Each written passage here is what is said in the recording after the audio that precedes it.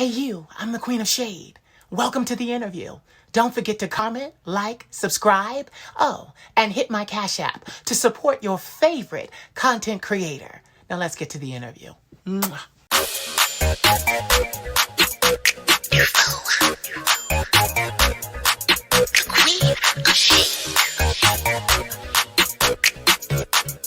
Let me tell you something. You're a bougie bitch and your mama is too. Said you're a bougie bitch and your mama is too. You're a bougie bitch and your mama is too. Said you're a bougie bitch and your mama is too. Salutations, Stufos. This is your fabulous leader, the Queen of Shade, coming to you with another special presentation, moving full speed ahead, getting to know some amazing people, some very gifted people, some very talented people all over the world. This has been quite an experience, and it's still going because the world is full of amazing people. And they have amazing stories, and there are so many people, so we're never going to run out of meeting fantastic, brilliant geniuses. And I say that today with emphasis because the person that I am getting ready to introduce you to is a genius. I have been following this person on social media for years, and I have seen nothing. I'm trying not to cry because I have seen nothing but utter brilliance. I've seen this person stand in their truth. I've seen this person write content for content and just be so amazing at doing it. So let me introduce them. This person is a director, a producer, and an actor, but let's not forget writer as well. God. Okay, this person, to his credit, he has created some very iconic series. The first one, Queen of the Ratchet. We all know that. Second one, Boys to Gay. Then after that, the Opposing Views series. And then there's more. Guncle, the Guncle series. I love that one. And then there's Oddly Odin. Ladies and gentlemen, please help me give a warm welcome to Mr. Joshua Gilyard. I knew you were going to wear that wig today. I know it's going to be blue. I don't listen. I'm a shaman. I see things. I saw this happening, and I knew. I told my grandmother this morning as we were like running to the store. I'm like, he's gonna wear that blue wig. I'm so glad you did because it's. I just wanted to look good for you. You know, I wanted to smirk and look good for you, and I was like, I just got this color, and I was like, no, we got to put this girl on for her. Yeah, we have to put this girl on. I'm so glad you did because I want people to understand you have so many facets to you. People that really follow you, we know, like you have so many. It's like a really beautiful birthday cake. There are layers. You know, some birthday cakes, they're like Neapolitan. You get into it and there's the vanilla. Then there's the chocolate. Then there's the strawberry. But you have sprinkles and caramel. And just, you know, then there's that layer of sorbet. Like there's just so much I couldn't wait. Let me tell you something. My grandmother was so excited about me doing this interview because we watch you. And I'm not saying like, oh, because she's like an old lady. No, she follows you so much. Like you're one of the people that she goes to for very great content. Because what I love about your content is that you give us very standardized content. That's one way of doing it. You do it that way. And then you give us content that is so like, it's the other way. It's like the balance of both. And like the last thing I remember, because I watched, like I'm crazy about it. So the last thing I remember before today going over it, you were sitting somewhere and you were like sitting in a chair and it was like a restaurant or something. And there's this guy standing on the corner with a sign talking about how gays are going to hell and, you know, this, that, and the other. And I love that you turned on your camera and you were like, sir. And he stopped. Stop. And you're like, sir, you need to move on because that's not God. Like what you're doing is not God, you know? And you're like, God is like you people, I love it. Then I saw you, and I think it was Alien Superstar. Let me just make sure. You're dancing in the street. Yes, it was Alien Superstar, and the street is painted with the gay flag. Like, Joshua, I love you. Okay. I love you so much. So much. The feeling is mutual. I love how positive you are, how much you have supported me over the years, how you've commented, not only on my videos, what I can say as another person Black in the LGBTQ community, you're always supportive, you're always positive, you're always pushing a positive message. And sometimes you do it with a little shade, baby. And that's something that I love because it's real, it's honest, and it's needed in this really messed up rock that we're living on. And you just create such a positive and honest and grounded space for older, our age, and younger. And that's what we're going to need in this next phase of whatever's happening with all the energy moving forward. Is you're such a leader, you're such a positive light in this world, and just to see you shining and the growth and like how you're just flourishing with the interviews, and you just don't stick to just interviewing one type of individual. And I love how you stated like, hey, everyone is beautiful, there's so many people, there's so many geniuses in the world. And that's the same message that I try to get out there, is that we're living in this world where people are afraid to just be themselves, just be, because of there might be something going on. There might be like something stopping them, a trauma, or like a person in their life that said, oh, you can't do that. You can't wear this blue wig. You can't have red lips or anything. But then it's like, F it. I can. And I'm going to. You can cuss here. Oh, great. I was trying to be respectful. Cuss here. Don't let this Diane Sawyer fool you. Don't let this Diane Sawyer fool you. I ain't want you to get me later and be like, bitch, you cuss on my goddamn platform. Now I do that on this, but bitch, I'm trying to get the ABC check. No, let me tell you something. I don't want the ABC check. And you know what I love? Like, because I remember there were talks about your stuff going on Adult Swim, because it was just, your stuff is just so good. And you know what it is too? People need to understand, even with profanity, the profanity is placed, the profanity is needed for emphasis. Thank you. Thank you. And it gets such a, that whole positive, negative thing, it gets such a whatever we call bad vibe to cuss. And it's like, it's a release. For me, the reason why I cuss in my content, or like why I cuss on a daily, is because it's releasing the toxins. You can do it with meditation. You can do it with yoga. And you can also do it with your throat chakra. Sometimes you got to get that shit out of your system, because if you don't, it just gets constipated, and you end up being like constipated and like angry. There's a lot of constipated people in this world. Yes. Lots of them. And it's like, if y'all just release, bust a nut, fall in love, smile. I'm like, what's wrong? Like, it's gas. It's so much gas. And if you can't get it out the anus, the ass, and get it out your mouth, baby, because it just got to come out. Just say, fuck it. That's the Joshua Gilyard I was looking for. You know, it's just like, I mean, I don't get it. And sometimes like, and I know you've been there too, where like, I've been in environments, and I try to be respectful, because my mom is like very hardcore Southern Baptist. Yeah. So like, when I get around certain people, I'll stop like the cussing. But even then, when I'm around my people, I still cuss. And they'll be like, Josh, you know, not supposed to do. I'm like, I can't help it. That's who I am.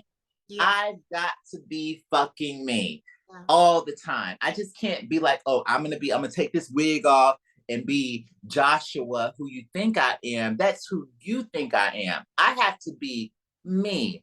Please my soul. This is my life, bitch, and that's your life. Like, we only got one time to do this. Just one.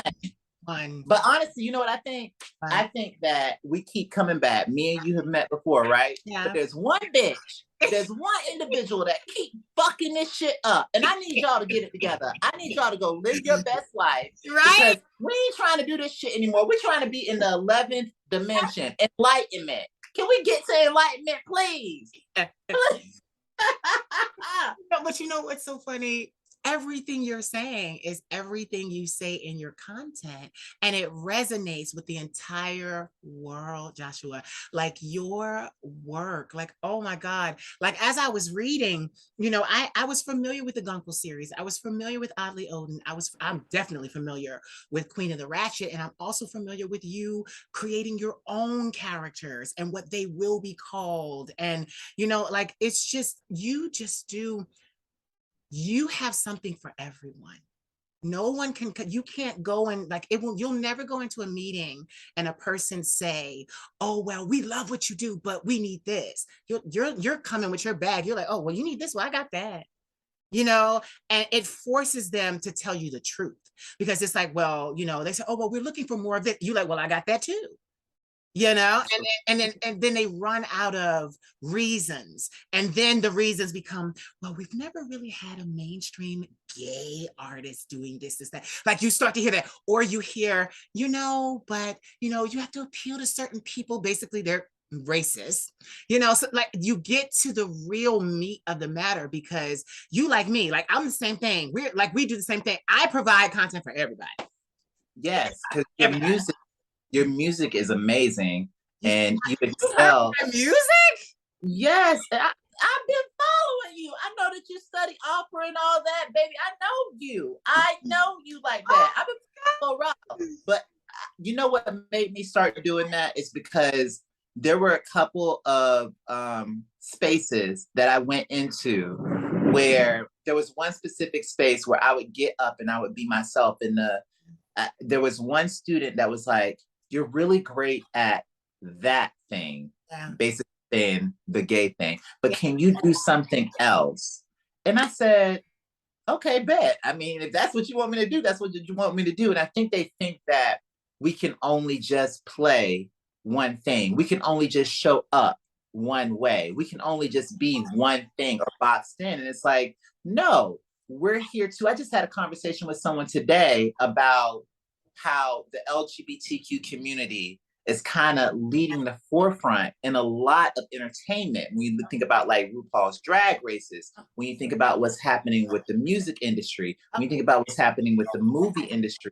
But what I told them is I said, we've always been there. We just used to be in the back making everybody else look good. But now we're like, no, bitch, actually, we're gonna get the check too. You can come collaborate with us, no shade, but you're gonna come over here now. Yeah. We don't need your check anymore, Hollywood. We don't need your check anymore, white man. Spaces open up. So if you want to work with us, write the check. Yes. And that, you're speaking to not only me, but this is resonating with everyone, because that was me. I was a model. I was modeling in Paris. I turned around and I got Musically. I was going out my A&R, worked for Sony. Like there were things happening. American Idol. I did American Idol. Like there were so many different things. And each time it wasn't even, yes, it was. I just got to say it. Yes, it was. They wanted to give me a narrative, but my life was already narrated.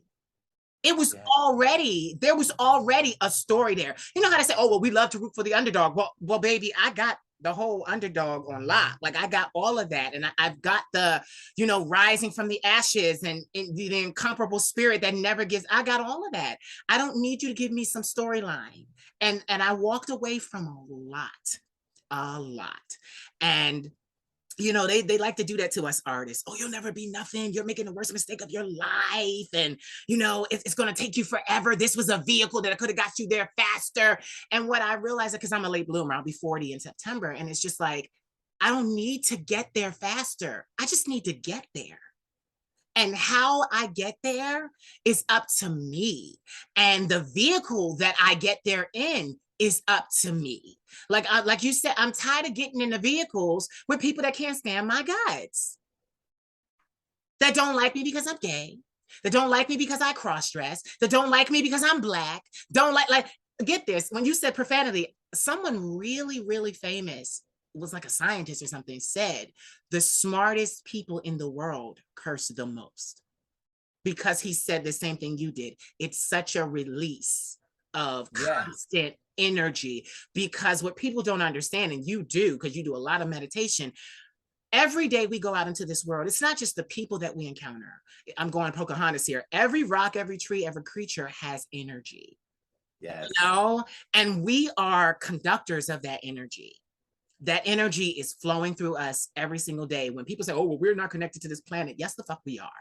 And in every facet, in every way. So if you're taking in all that energy just from walking down the street, you need some way, somewhere to expel that.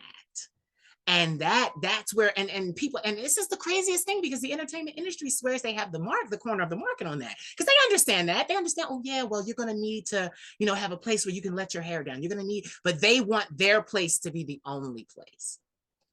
And that's the problem. They want it to look the way that they want it to do. They want it to sound the way that they want it to sound. They want it to, just be what they want it to be. And I said today, because, our queen released an amazing album, Beyonce. She released an amazing album. And one of my favorite tracks on there is one that features T.S. Madison.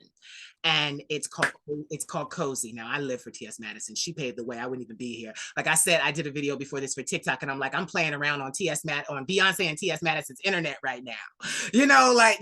But it's the point of the matter is, there's so much in this world that is good. And just because it may not look a certain way, sound a certain way, dress a certain way. I'm very careful with my choices of clothing. I do the business suit, and then I do the scantily clad. Like, I need you to see every facet of my personality.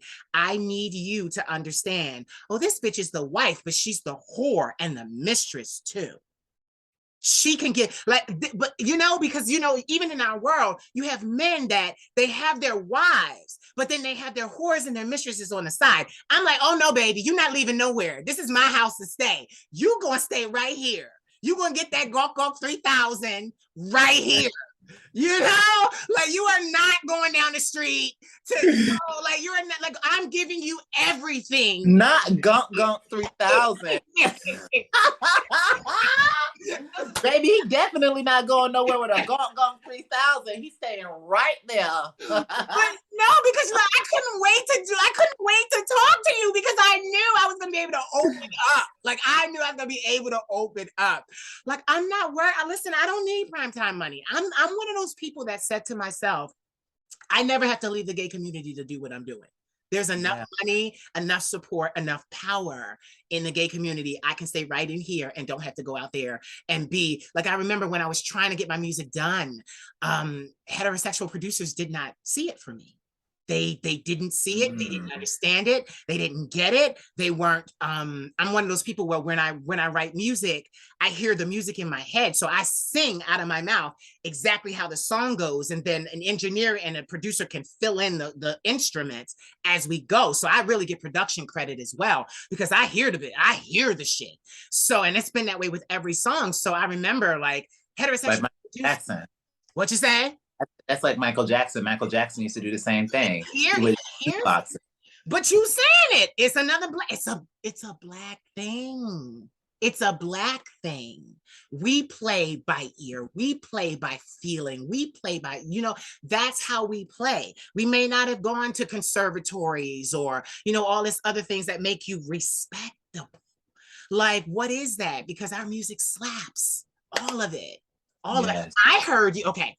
This is so unconventional, because I'm just talking to you. Like, I forgot that there's people even gonna be watching this. I'm talking to you, Joshua. I'm talking to you. Like, this is like a phone conversation, because I'm just talking to you. So get this. There's a guy, Bobby Sungo, I think his name is. Yes. Okay.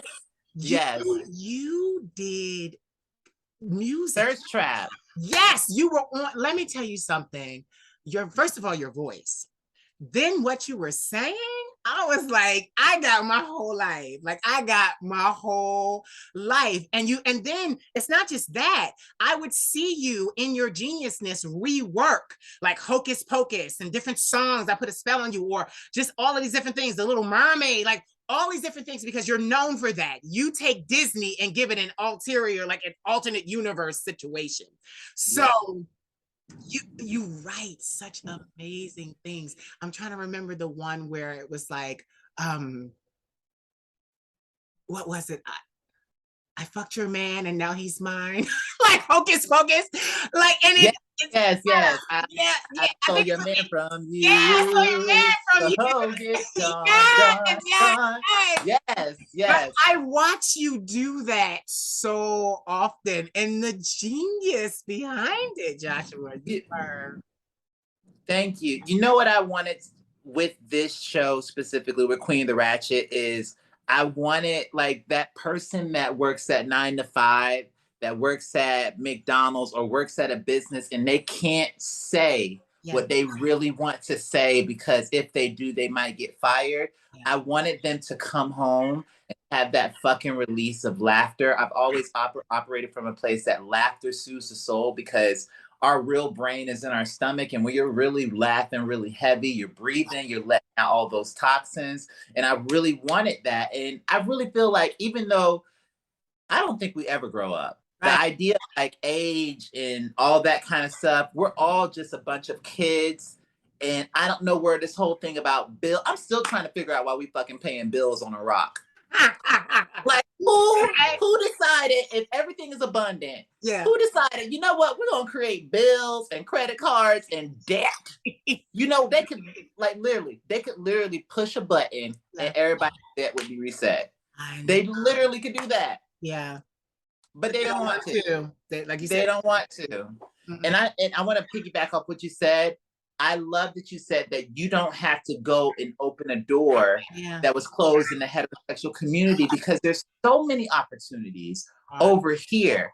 And just because, and I'm going to say this to all of the people that are watching, just because your parents or your friends or anybody like that may think that you're a demon or bad or all that kind of stuff, you know who you are in your soul. Yeah. You might have a lot of trauma that you're going through. Hell, I've been through therapy. I've been through all that shit too. Once you figure out who you are, whatever the outside world brings your way, it's going to be like, huh, huh, huh, like the Matrix. You're going to be dodging that shit. Oh, I'm not that bitch. No, I don't receive it. But I love when you do that. I love when you go to the register. I love when you go into that register with your voice. It's so like I tell Joshua, I live for you. That's why this conversation is just not. It's a phone call. Yeah, it's a phone call. You know, and I really wanted to talk to you because there was a girl that I know, and she brought you up. I was on live, and she brought you up, and I was like, you know what? You had reached out to me before about doing this. I was like, I really want to come on and do this because I respect you so much, and I don't. That whole idea, I've never viewed the people that support me as fans or followers. I view y'all as family, like people that, like my spiritual family that I don't necessarily know, people that just follow me because they can relate, because I can relate to your content, and I really vibe with that. Being able to push Black LGBTQ people forward, LGBTQ people forward, geniuses forward. Like there's so much out here for everyone that everyone can win. Everyone deserves to win. You always say that. Everyone deserves to win. You always say that. And yeah. Honestly, even when I was having hiccups in doing this, your content and what you were saying, it just would give me, and see, that's what people need to understand. Like none of us have just so much confidence in the world that we're impenetrable. Like we have days where we're like, oh. I was talking to my grandmother this morning and we were going to the Walmart Supercenter. And I told her, I said, one of these days, I want to do a full expose on the hardship that I had to incur, that we both had to incur getting this brand to where it is now. And because it was hard, it put a strain on our relationship. It was like, and literally the only way and I told her, I said, Nana, the only way you and I survived that, because we were doing business together, was that we loved each other more than anything. I'm my grandmother's firstborn grandson, her first. So there's just that speciality there. And she looked at me and she's like, you really want to put that? I said, because I want them to know how hard it is. And it's not necessarily how hard we make it. It's how hard our competition makes it. Oh, well, they want to go over here and do their own thing. So let's make sure that they never see the light of day. You actually have people that do that. And even furthermore, you have people that will sign you to a contract to shelve you, to get you out of the way. Okay, okay. I've been around, Josh. I've been around, Josh. I've had some things happen to me. So, and that's the thing, trying to be this person. And like you said, I had the 16 years of therapy. I got that saved my life and my career, because Yeah. the more, like, from before, being a child that, didn't have his mother, didn't have his father, there was that abandonment issue. So I was looking out in the world. I was constantly looking for somebody to acknowledge me, some person to validate me. And then once I started having therapy, it was like, no, go inside. Everything you need is inside. And I'll never forget when my therapist first said that. I said, this bitch is crazy. She trying to sell me these white ideals, and she don't understand that Black life is a whole lot harder and a whole lot more difficult than what she is saying. But one thing I realized was she was right. I started going inside. I started my psychiatrist, because I take medicine for mental illness. So my psychiatrist was like, every time I met with her, because I don't meet with her often, she would say, what are you doing for your career? What are you doing for your art? What are you doing for your music? And I want to say, of the first 8 years of having therapy, I wasn't doing anything with my talent because I couldn't financially fucking afford it. So I was sad about it, and I was talking about it in therapy, but she asked me every time I saw her, and she, what are you doing for your music? When am I going to hear music? What are you doing? And it annoyed me so much that when I would go to the facility, I would avoid her. I would avoid her because I didn't want her to ask me again what I was doing for my music. And I'm like, do you not see I'm fucked up right now? I can't do this right now. But she was right. That's exactly when it happened. Me being upset, I turn on the camera. And those early Queen of Shade videos were me being mad at the industry. That's where that visceral shade came from. I was subliminally cussing them the fuck out. Everything they stood for, everything they tried to take from me, every unnecessary thing that they added to my pot that I didn't need in my soup, and cussing them out about it. And then I started to meet people, producers. I met my producer during the Queen of Shade. I met her online. She was watching me and she was like, oh, you have a really nice voice. And I'm like, well, years ago, 2008, 2009, I used to do covers on YouTube, and she's like, really? I'm like, yeah. She's like, well, I actually found you. Look at this. I actually found you because one of the people that supported you back then put me on to you now. And I'm like, that's when it clicked for me. Everything we do, it's cumulative. We may not see our way out right now, but right now, you in this blue wig is going to set you up for an opportunity tomorrow, the next day. Like, seriously, it really does work that way. And then you're going to look back and be like, and I love it because I can hear your laughter in my head. I always do. Because it is the laugh of someone who is organically, unapologetically free. And to hear, and like I said, I've watched, so I know where you're going as a shaman. I know, I can see where you're going. And it's like the work and the impact on the world is going, it's first of all, it's already been monumental. It's already been monumental. Because I'm not the only one watching you. Okay, I'm not the only one that knows Queen of the Ratchet. I stay in the comment section when people repost you and don't tag you. Okay, when they repost you and don't tag you, I read the comments and I try to tag, because it's like, and I'm like, y'all living for this. Y'all are living for this, and y'all gonna live for this for the rest of your lives, because y'all don't understand this. This is what feeds you. This is what feeds you.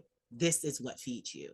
You literally, there has been so many times. I love when you would do the Disney villains, because my thing was, I still do. You do. Yes. You do.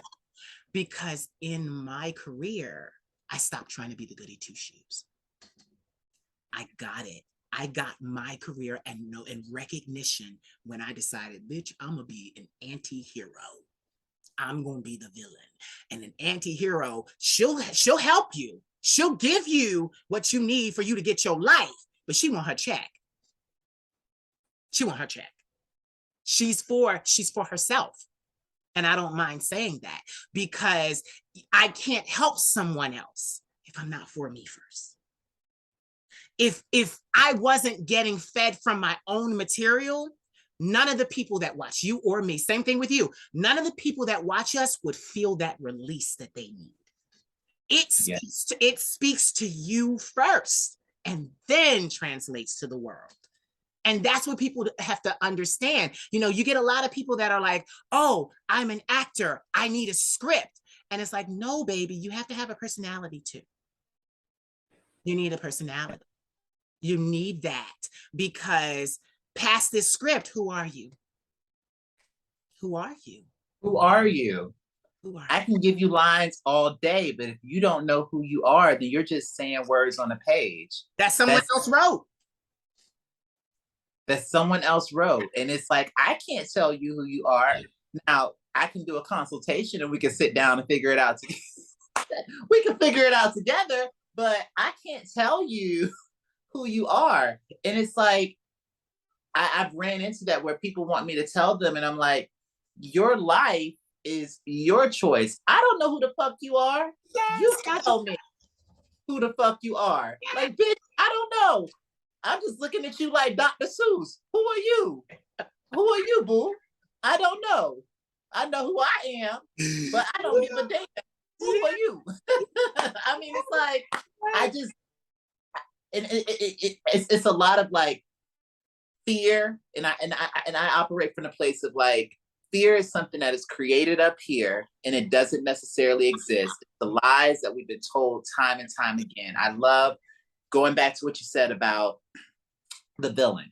Yeah. I have this interpretation that if everything was sunshine and lollipops, this world would be a very boring place. Ooh. And the villains that we so-called have in our lives made us who we are.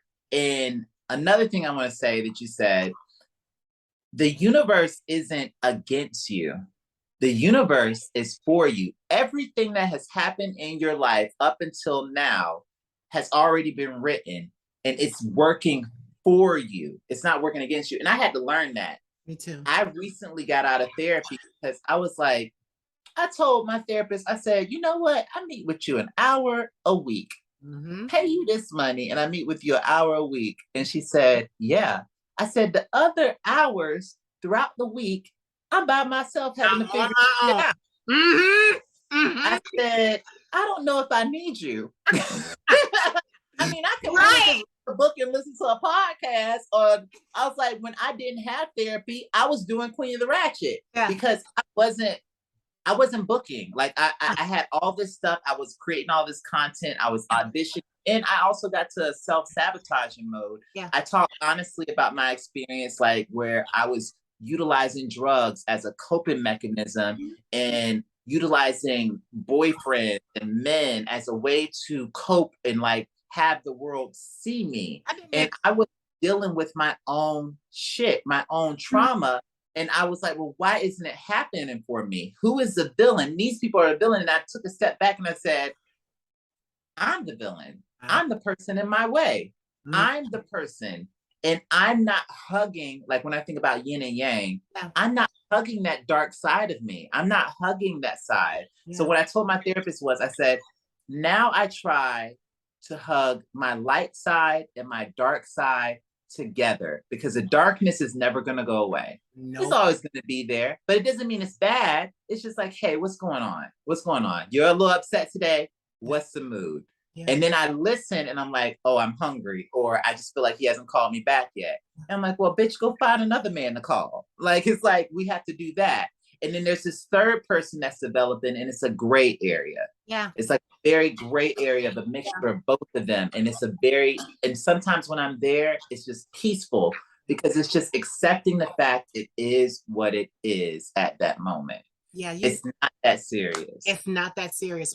Get this, being a Libra, I come from a My scientific. mother's a Libra. So you know this already. I come from a very scientific world. I wanted to be a veterinarian. I wanted to practice medicine. That was my thing in college. People said then to me then, that was the year 2000. They were like, listen, you need to use your talents, use your, art, use those things, be a model, do all of those things. And I was, and this is so crazy because in that space, I was a very logical thinker. So, and also because of trauma, my mother and my father, like my father, he plays 95 instruments. He's very talented, but he just never could, the mental illness, and he just never could catch a break. And my thing is, and it wasn't because of necessarily outside forces, it was him self-sabotaging. So every time I used to, even when I saw him, he always wanted to put me on the spot, sing for us, sing for us. And I would do it because, I hadn't seen my father in a long time. He wasn't a regular staple in my life, but I got tired of that. So I said, my grandmother put me in this good suburban school, and it's college prep, and I'm gonna take my Black ass to school with all these people, and I'm gonna get my degree, and I'm gonna do that, and I'm gonna do that. And then I got there, and the craziest thing was I started flourishing outside of the classroom. I became the choir director. I became, one of the dancers and one of the public speakers and for our choir. And I was doing all of that. And it wasn't that my grades were slipping. I was losing interest.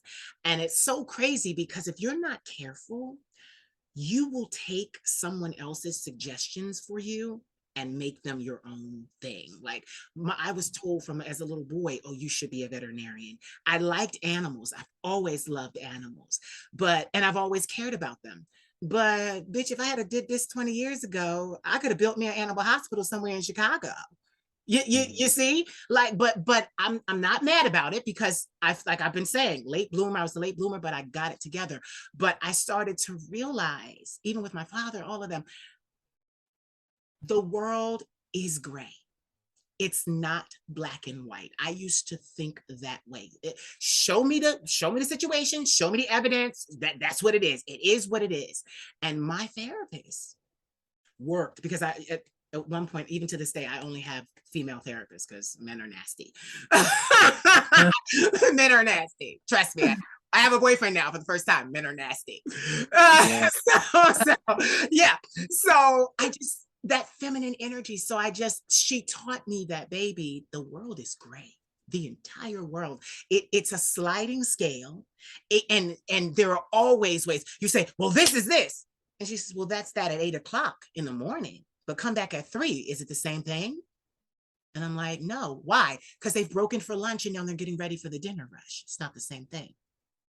And I'm like, and she would say things like that to me that would hit my logic so hard. I'm like, yeah, restaurants do serve breakfast, lunch, and dinner, and they have to prepare to do that. And she taught me how to live black, white, gray. She taught me how to do that. Literally, like you just said, I started hugging all of those areas. Yes. And then, like, I'm getting goosebumps right now because that's spirit's way of letting me know that they're listening. But it's in that space that this is what has been birthed. Honey, you say this a lot in your content, and I do too.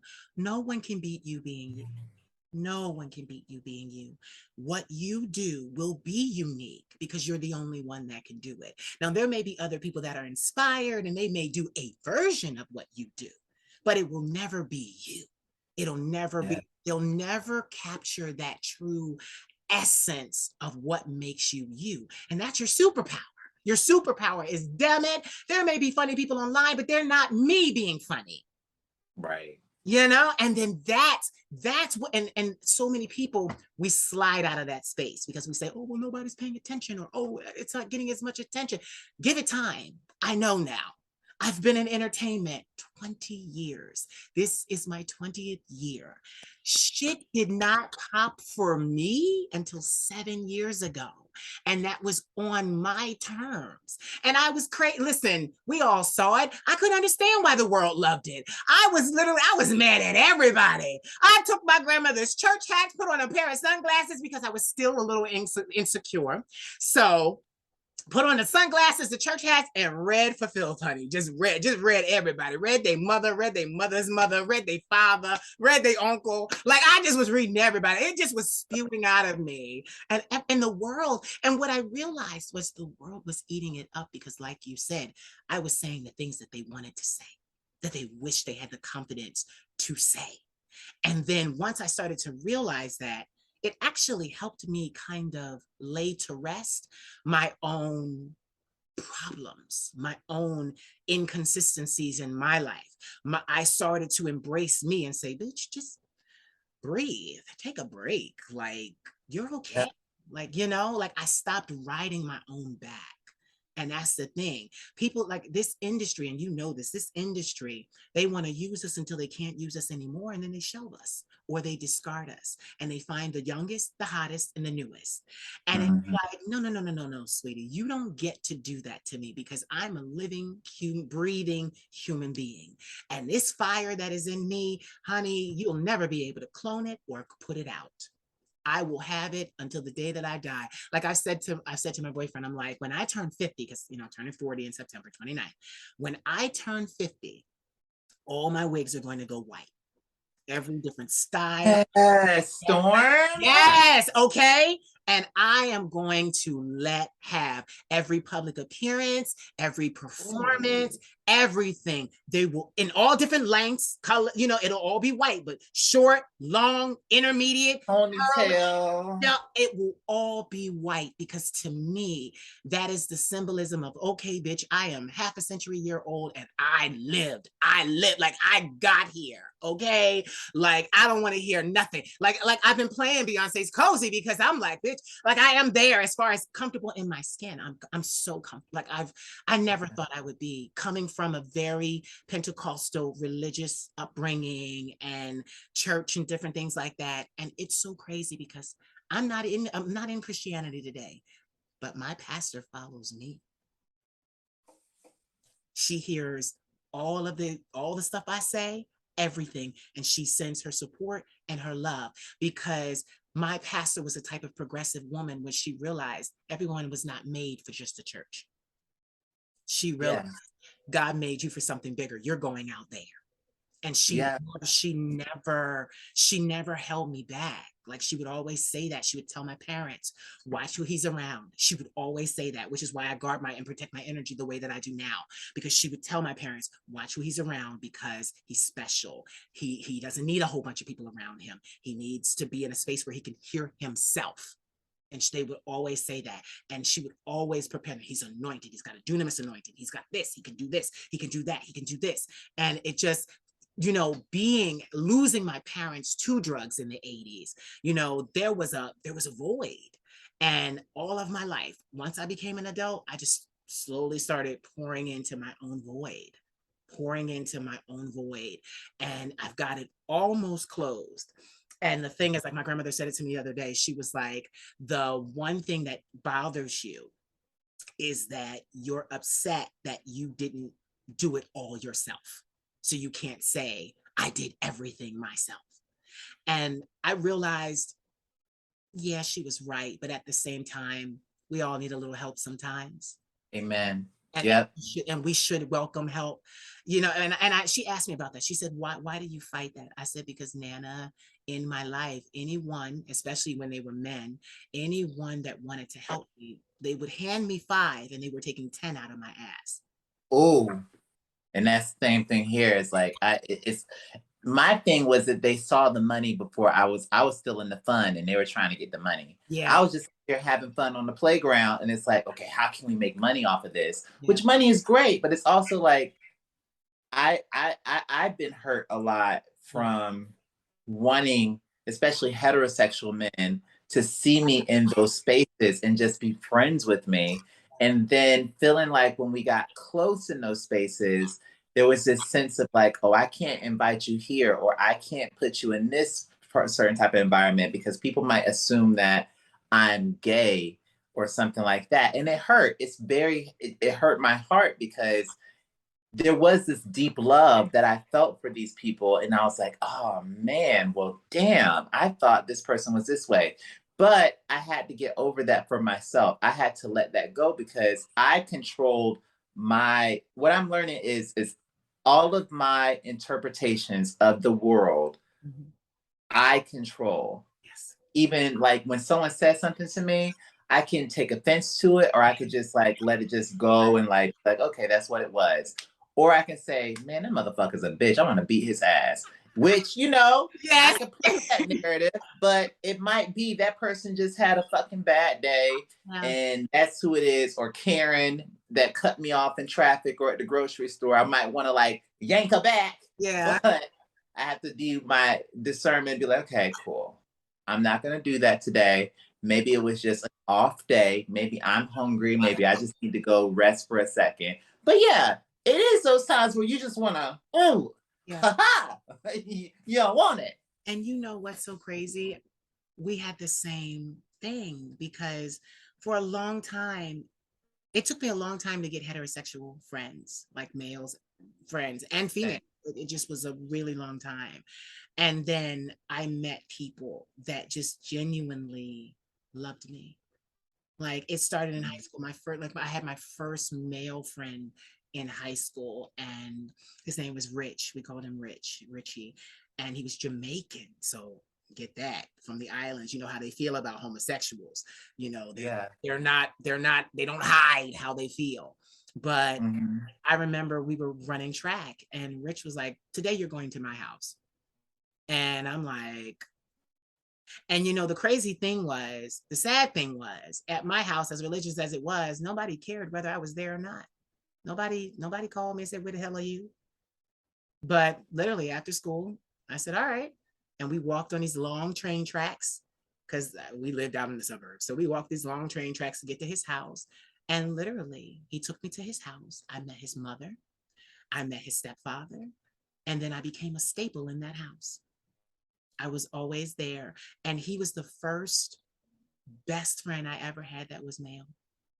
And he had no problem because when I would stay over on the weekends, he had no problem pulling out the sofa bed. And literally, we would sleep in the bed together. He did not care. Now, mind you, the rest of the guys are like, "Yo, he's gay. Be careful. He might try something on you." Da, da, da, da, da, because I was going through a lot of hormonal shit in high school. I will not lie. But yeah, it was crazy, and not understanding yourself and being allowed to express that. It was hard. But yeah, he was the first one that would sleep in the bed with me, no matter. And I mean, Richie was like 6'2". I'm 5'11". And literally wake up in the morning, he'd push me out of bed, real boy interactions. And it then kind of shaped the type of men that I went after.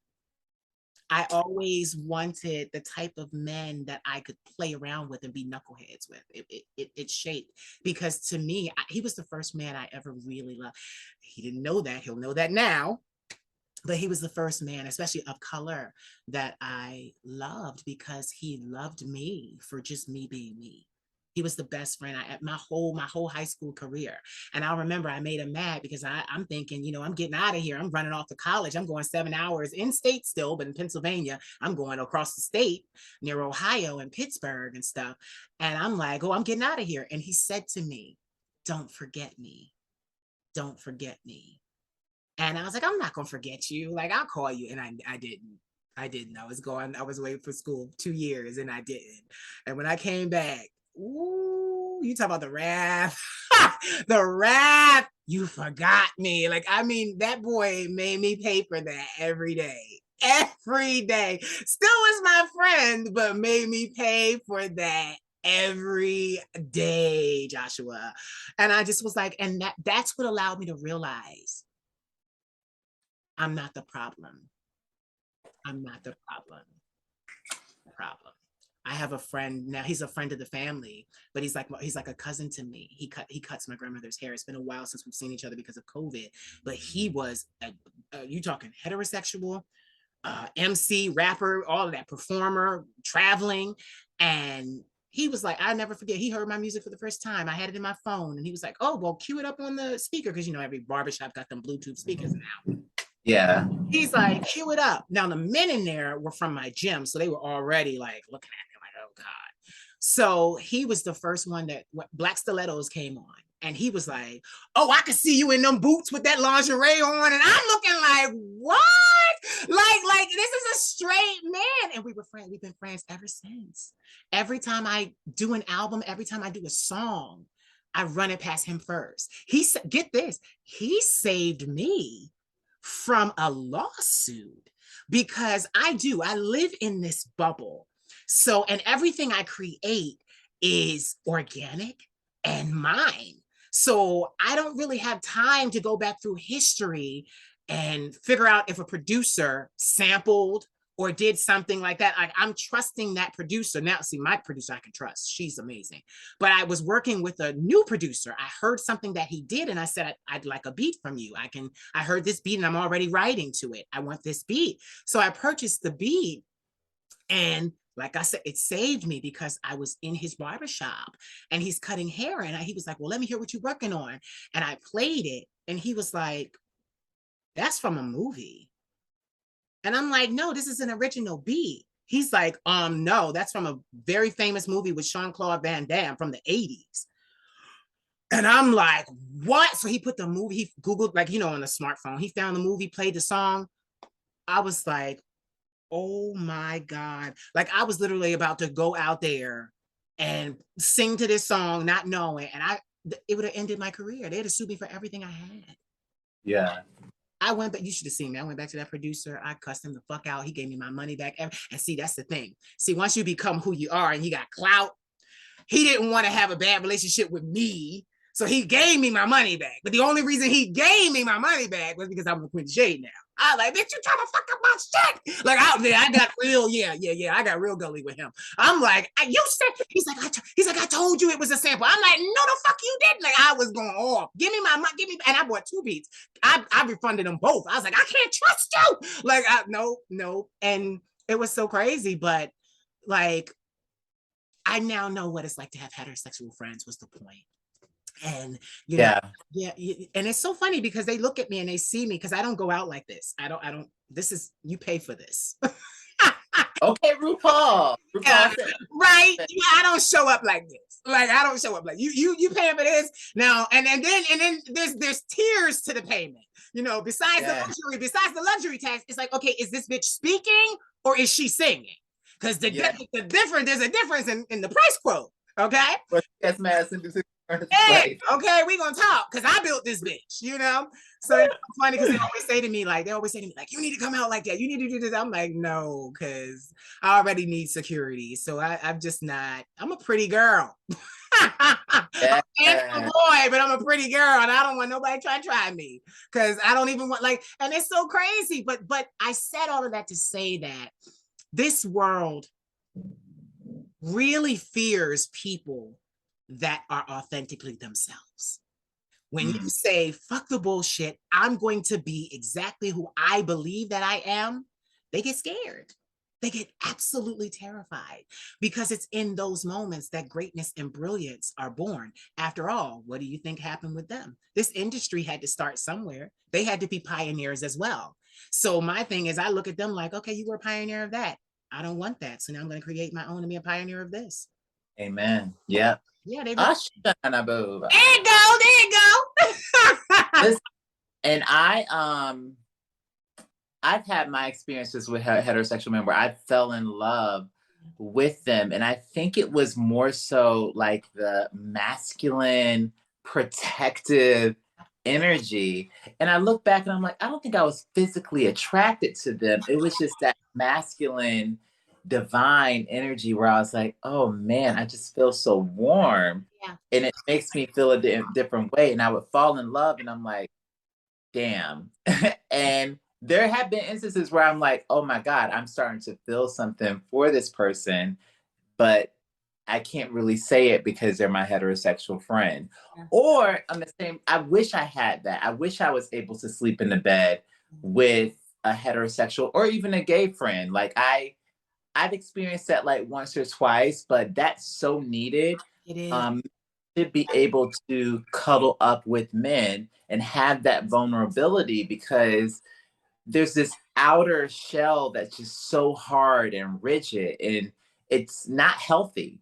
It's not healthy. It causes toxic masculinity. It causes you to have so much toxins in your body. Yeah. And being able to like, it's not even a gay thing. It's just like you're sharing an intimate moment Yeah. with a brother or someone that you love. And sexuality is such a spectrum. So to me, if you fuck a man, it doesn't mean that, oh my God, you only fuck men. It's Right. such a spectrum. Love is love.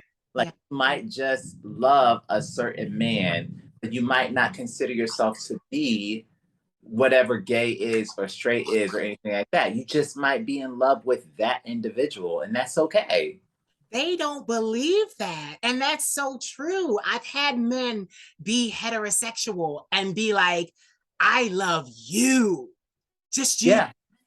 You know, I'm not ready to go out there and live this lifestyle and do this, that, and the other, because this lifestyle is difficult when you don't have the support that you need. I mean, for a heterosexual man, they lose everything. They lose everyone Yeah. they've known. And, you know, to ask someone to, you know, because of something he enjoys to do sexually, to ask him to forfeit his entire life, like I would never do that. But the thing is, it's like if someone stops hanging around with you just because you are sleeping with a man, that life that you thought you had was an illusion. Yeah. It was fake. It was never, they never were really there for you. They were only there for who they thought you were, but that's not necessarily you. That's an image that they created on you. So I would encourage anybody that's trapped in the closet, which is no reason to be anymore because baby, we are free and living our lives out here with our wigs, honey. But I just feel like just live. Like it's so like you don't want to get to where you're on your deathbed and you wish you would have lived, you would have kissed that same sex individual, you would have taken that chance. Yeah. And sometimes you only get that one opportunity. So just do it. Like it's scary. It's not even scary. It's the scary that you think it is, but do it. You know, it's so crazy because they've even found a way to quantify loving their best friends that are the same sex. They call it now a bromance. You know, they like, you know, like now you're, because get this, now you're admitting that you can have feelings for a man more than what you would just a regular friend. And now Yeah. it's a bromance, but no homo, no homo. It's a bromance. Hello, the root of like that no is homo romance. solves anything. Right, but the root of bromance is romance. They just changed the beginning. It's romance. You're having a romance with your bro. Like that's what it means. Like The thing is like a lot of y'all did a lot of circle jerking when y'all and now y'all straight with wives. So I wish I had been involved. I wish I would have been. I'm like, bitch, this was going on. Where was I? Right? Where was I? Let me help. You know what? It wasn't for me to be there because I would have been sleeping with all of the football players, all of the basketball players, and I would have dared them to say something because they messed up all over high school. Oh, you called me the F word, bitch. I got you. Remember we were at the circle jerk party last weekend? The girl will be like, what's a circle jerk party? Oh, girl, let me tell you what he been doing. that happened to me in college. Like, I always... Circle jerks happened to you in college? No. No, the attraction and the requited attraction to the football players, to the athletic, you know, guys and things like that. You know, I had my share, but you know, I would never let them touch me. I would never let them touch me. I wasn't ready. Yeah. I wasn't ready. And the funny thing is, when I was ready, it was the summer. The guy that I had actually been talking to for over a year, he was on the campus. It just couldn't have been him. He cared too much about what people thought. He cared about his football image. And so he wasn't my first. I actually took a grad student from Ohio. They drove all the way down to where I was. And it was an amazing experience. The first time was an amazing experience. Amazing. And I don't regret it. And I still remember that guy's name and everything. And I reached out to him a couple of years ago. He's like, I can't even remember you. You know who I am. And I'm like, yeah, it was my first. You know, but like, people don't realize that when you hate of any kind, when you ostracize of any kind, when you segregate of any kind, you miss out on the beauty that is that individual. You miss, and get it. A lot of men, I'm just gonna say this, a lot of men get mad because they are actually attracted to you. They are Yeah. actually attracted to you. And I'm not one of those people that believes every man is gay, but I also believe that attraction and love know no gender. They know Nope. no gender. They were fucking back in the day in Greece. So at the end of the day, it's okay. They pulling up Queen of Shade and being like in their bedroom. Oh! You're the first person to ever say that out loud. I hate this, but I love it at the same time. You're the person to ever. I've always known that, but you just said it out loud. Child, they the ones in your comment section that's hating and everything at the same time. They down touching it. Child, the world we live in, honey. That's why anytime somebody has a time, this is the thing. If you have the time to put some hate under anybody's post, You really you invest. got some serious. I have to feel bad for you because I'm like, dang, that takes a lot of energy for you to really put that much energy to put something hateful in somebody's post. And then my thing is, and I say the same thing because I'm like, my thing is, you spent all that time and all that energy, and it's going to be deleted like it was never there. Right, block. You spent all that because you act like people don't understand that love and hate are so close.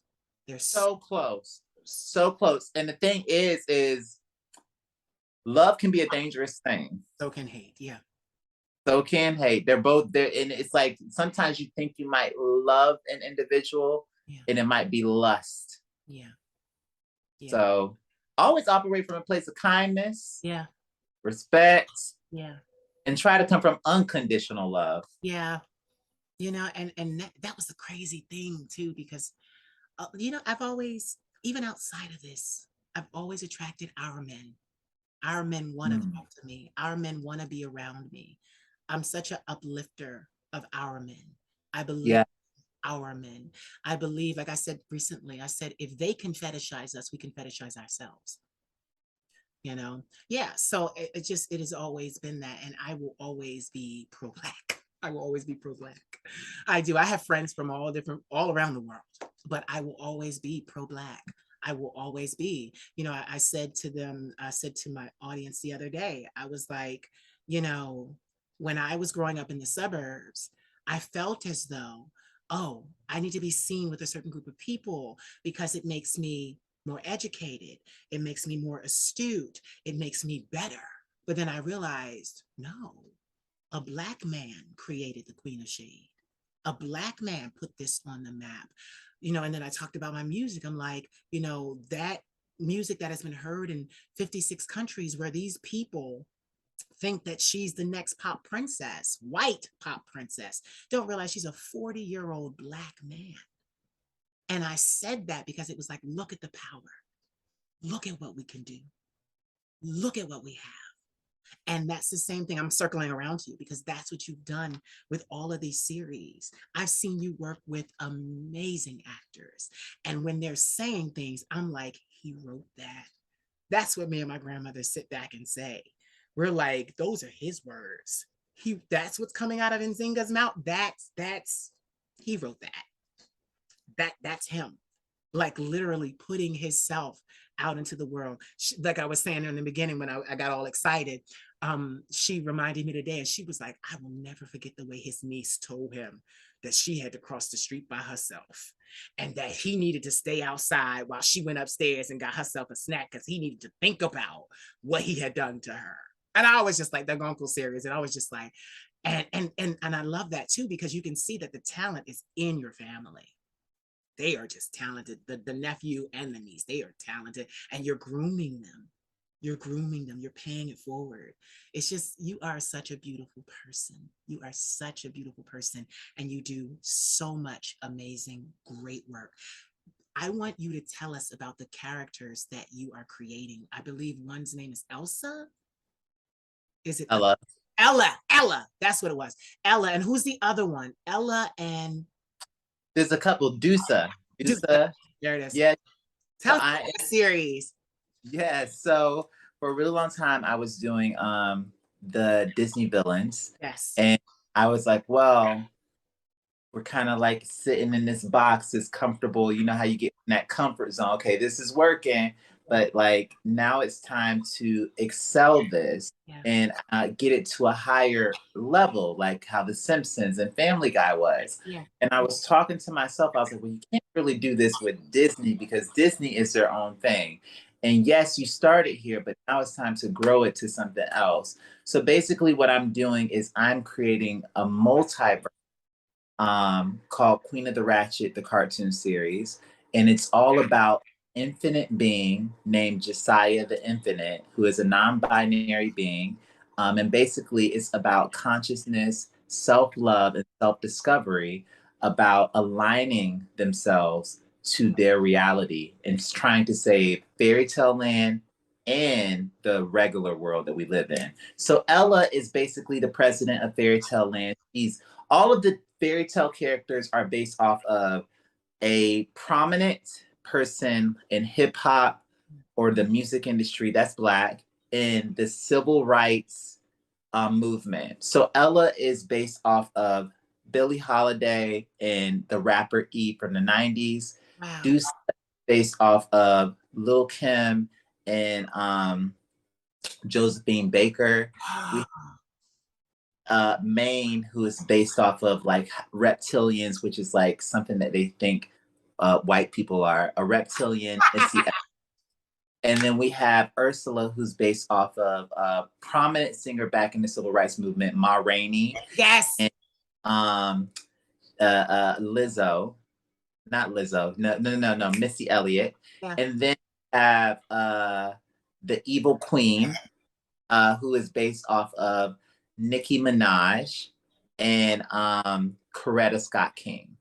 So Yes. characters are kind of influenced with both because the idea that time never dies and like we're all living at the same time and everything. And so the infinite being is basically having to merge everything together to save the universe, to save reality. And so when I talk to my team, it's something where I'm really trying to create like a LGBTQ Yeah. superhero, Yeah. like that's capable of doing things that you've seen these other superheroes do, like Batman or even the X-Men and everything, and having superpowers. Because when I do leave, Yeah. or when like, I want something left where people, not just LGBTQ, can look at, where they can look at and say, I can do that too. I can self-love myself and I can create the universe Yeah. that I want to see. I can fly. I can be that being. I can step out into this world that, there is a lot going on, but I can choose to do what I want to do in this lifetime. I can save the day. Wow. I'm going to share something with you because I want to prove a point here. I want people to understand how powerful what you just said is. The fact that you're using great iconic people. Eve is from my city. I love her. Just everyone you listed. I went to Paris because of Josephine Baker. I'm going back because of Josephine Baker and Coretta Scott King. All these people. But I want you to realize something. They see and they watch us. They know us. Marvel Comics is owned by Walt Disney. Wow. I want to say back in 2017, no, 2018, maybe 2018, 2019, Marvel Comics decided to do their first transgender or drag performance superhero. Her name was Shade, and they stole my likeness. She had fans, and at that time I was using fans in my performances. They tried to steal my name and my likeness. I got with my lawyer, Marcus DeBudio, because this is a real thing. I can share this. His name is Marcus DeBudio, out of Fresno, California, entertainment lawyer. And we had to issue them a cease and desist letter. Now, usually, what Marcus explained to me was, they can bury you in litigation for the next 30 years, fighting for the right to something that is yours. But I was fortunate. And I say fortunate is because God created me. So we got the reply from them. When Nene Leakes tried to steal my trademark and we shut her down, she didn't even reply. But Walt Disney replied to me and said, we're so sorry. It's a letter that they sent. We're so sorry. We weren't aware. Now we are. We're going to change the likeness of this character. Her name will now be Dark Veil. And they said, we don't want any problems because we were going to sue them. And my lawyer looked at me and he said, listen, you may not have gotten millions of dollars from this incident. He said, but your millions are coming, because if someone like Walt Disney and Marvel sees you, the world knows your value. But yeah, we stopped them. We stopped them from stealing from me. Mm-hmm. Yeah, it was something. We sent them the pictures. I mean, the wig, they had the wig, everything. I had a green wig on. They put on a green wig, everything. And we were like, my lawyer was like, oh, no. And they backed off. And he told me, he said, your millions are coming. Keep doing what you're doing, Queen of Shade. You'll make it. You'll make it. Yeah. Yeah. They tried. Yeah. Nene was the other one. And she was trying to go on tour, Queen of Shade tour, and she had to change it to Shit Talkers because we knocked on her door. Hey, you have all these gay men around you. You use gay lingo, but you don't know who the Queen of Shade is. And I have a huge following in Atlanta. You don't know? Right.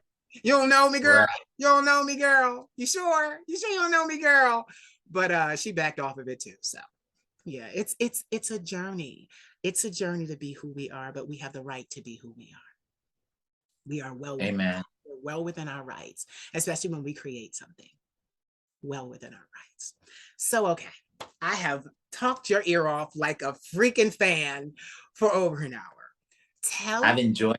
I have too. It was so good. This was so good. I'm so. It was like a phone call with the sis, honey. I know. This time you to get together. We're just like, yeah, just flatting off, gossiping, going right, left. I love it. I loved it too. It was so great. It was so neat. We said so many things. Well, in the invitation, I sent my phone number, so you have my exact number. So no worries there. But tell everyone 3 words that inspire and empower you as a person.